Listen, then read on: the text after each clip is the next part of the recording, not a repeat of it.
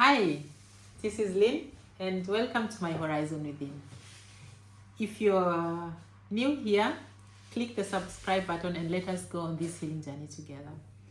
So today I want to talk about something that is often misunderstood, minimized, or never fully spoken about, and that is the trauma of miscarriage, stillbirth, and baby loss.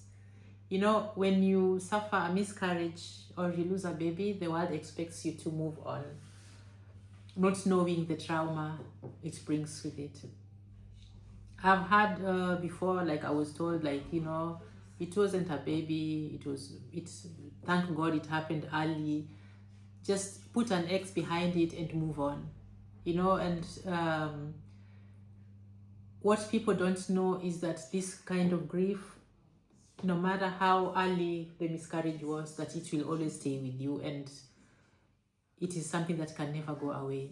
So this is something that is deeply personal for me. I lost my daughter Zawadi at 19 weeks. After that came more miscarriages that I went through quietly. Later on, my son Gabriel was born extremely early, at 23 weeks. He spent 5 weeks in the NICU and then passed away.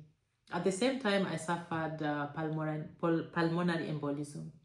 So when I say miscarriage and baby loss can break a woman in ways people do not see, I am not speaking from a distance. I am speaking as a mother who has lived in it.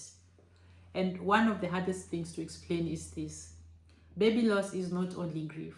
Baby loss can become shame, it can become guilt, it can become anger. Anger at yourself, anger at people around you, anger towards the doctors, It can also be fear. It can become anxiety, depression, numbness, withdrawal, jealousy, and even a spiritual crisis. And that does not make you a bad person.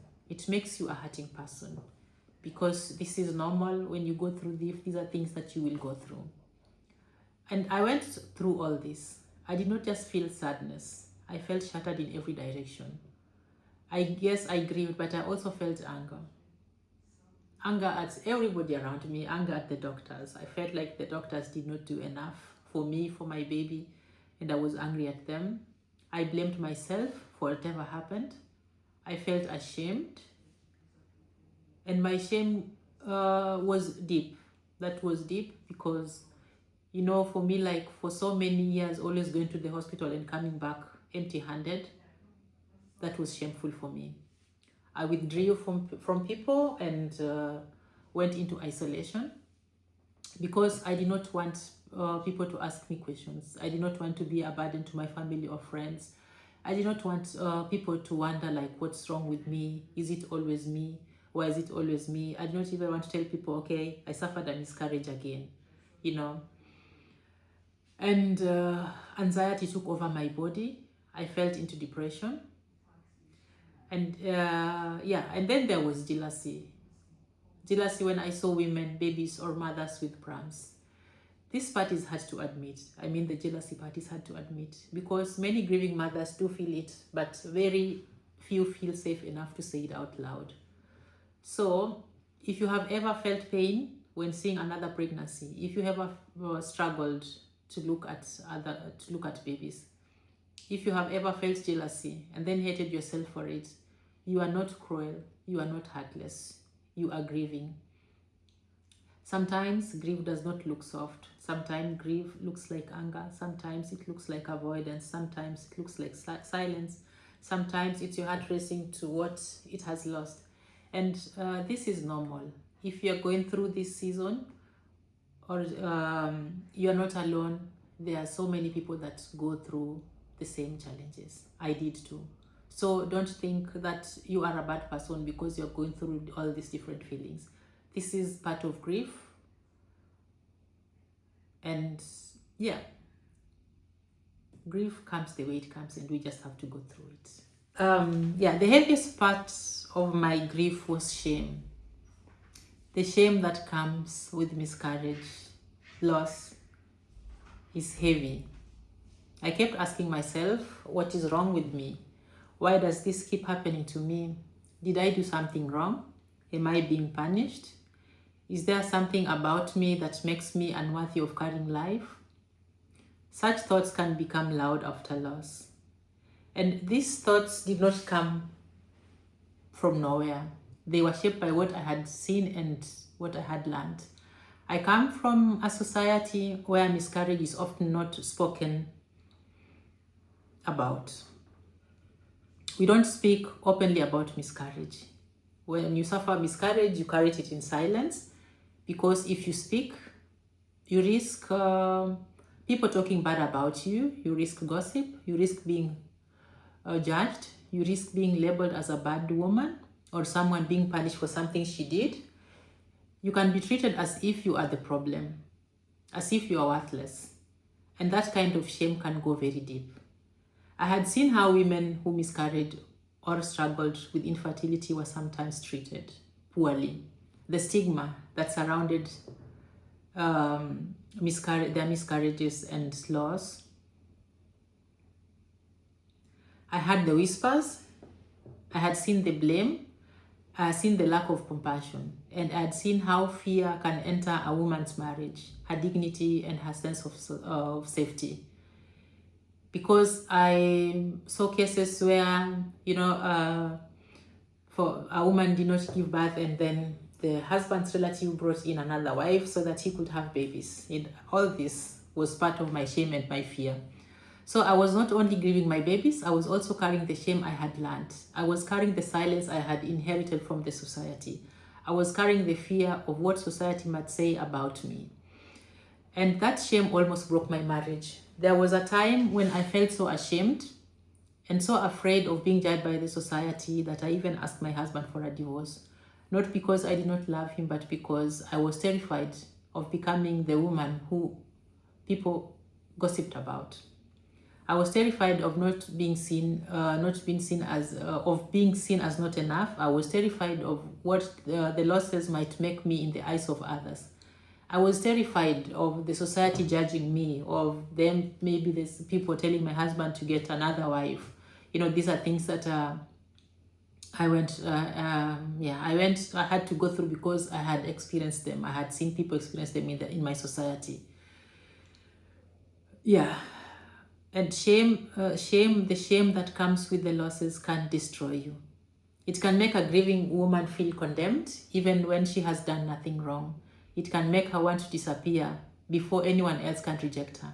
And the truth is, the shame grows in silence.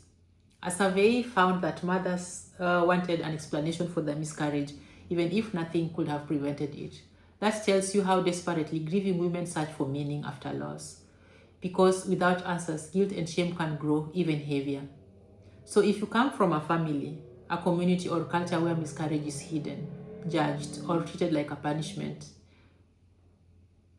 you should hear this. Your loss is not a punishment. Your miscarriage is not proof that you are a bad woman. Your pain is not something to be ashamed of. You deserve compassion, you deserve gentleness, you deserve support. And so do all women who have had to carry this kind of grief in silence. So have grace with yourself. Do not be so hard on yourself.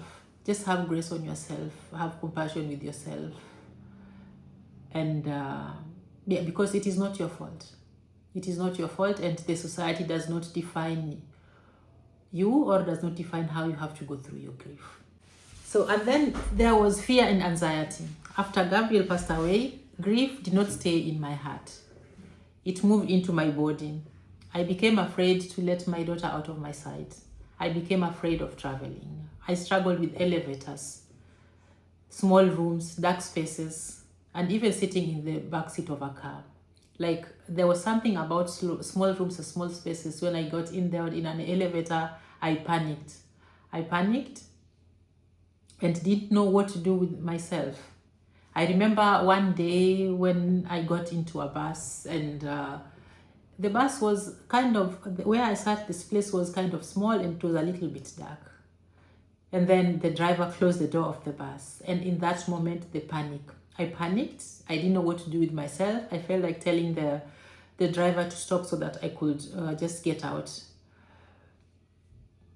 So that I could get out and maybe go on foot, but it was already too late. So I had just to brace myself and drive with the bus, but it was not easy. It was not an easy time. I was constantly bracing for something terrible to happen. That was not me being dramatic, but that was the trauma. Sometimes baby loss does not only break your heart, sometimes it teaches your nervous system that the world is no longer safe. That is something people do not talk about enough. Studies and reviews on perinatal loss show that many mothers experience trauma-related symptoms after the death of a baby, including hypervigilance, intrusive distress, anxiety, and a nervous system that keeps scanning for danger after something devastating has happened. And then there is depression. I remember after losing my baby Gabriel, I sank into depression. I think this was something that had built up over the years, and during Gabriel's loss, it even became worse. And yeah, I stopped, I could not recognize myself anymore. I could look at myself in the mirror and could not recognize myself anymore. I did not know this person on the other side of the mirror.